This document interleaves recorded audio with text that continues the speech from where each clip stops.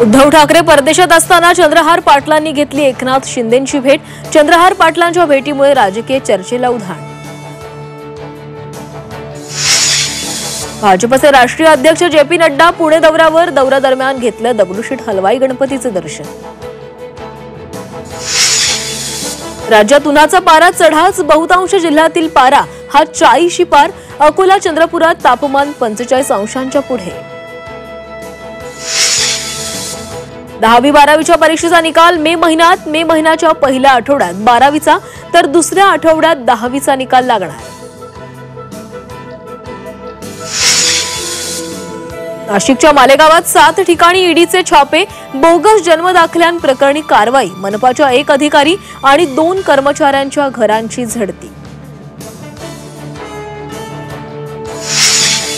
अमरावती जिल्ह्यात रक्ताचा तुटवडा। जिल्हा सामान्य रुग्णालयात 5 दिवस पुरेल एवढाच रक्तसाठा।